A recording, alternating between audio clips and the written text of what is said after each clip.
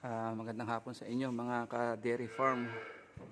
Sa mga kagaya kong baguhan pa sa ganitong trabaho, ay bibigyan ko kayo ng konting tip kung papaano nyo paiinumin ang isang calves na kagaya nito baguhan pa. Kapapanganak lang yan kahapon, December 23. Oo. Kaya ngayon, paiinumin ko na siya ng powdered milk kasi napainom na yan kahapon ng colostrum. Siyempre mga katropa, hindi pa yan marunong uminom, kaya tuturuan natin. Papakita ko sa inyo kung paano siya paiinumin, kasi baka tsak yung iba hindi pa alam kung paano. Panoorin nyo mga katropa, ha.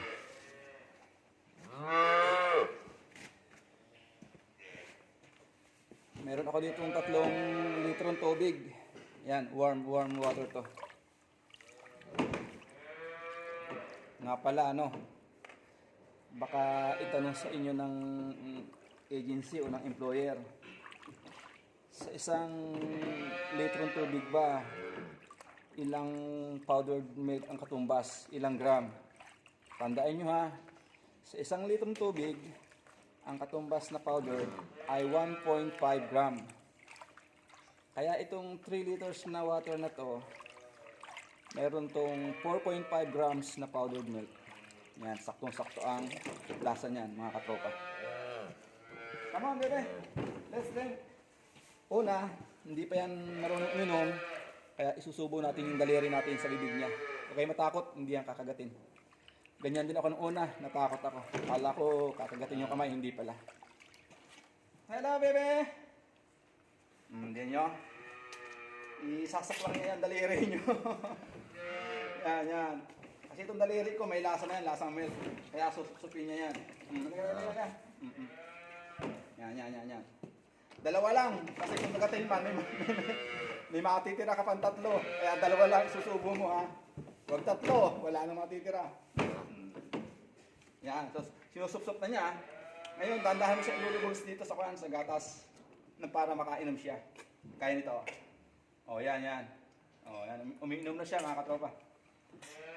Tapos, dandahan mong alis yung daliri mo. Yan. Okay. Good boy. Lakas na umiinom, ha. Very good. Okay. Ayos.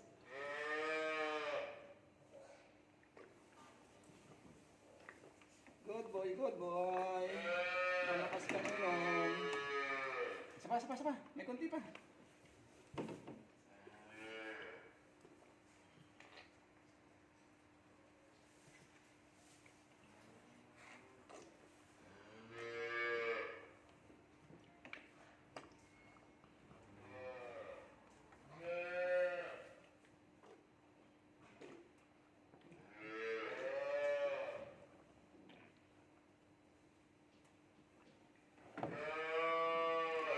Ubus mga katropa ang 3 liters, isa pang dagdag nga pala. Tama na, 3 litro yung inom mo. Baka itanong sa inyo, gaano ba kainit ang temperatura ng tubig bago nyo inom sa calves? Tandaan nyo mga katropa, ang normal na pagpapainom ng init, yung init ng tubig, ng milk, 38 hanggang 40 degrees lang yung init ng tubig. Hindi pwedeng lalampas sa 40, mainit na yon. Hindi inumin ng calves. Mapapaso yung dila nila. Tandaan nyo, 38 to 40 lang ang init ng tubig. Sana nakatulong sa inyo to. Good boy! Bye-bye!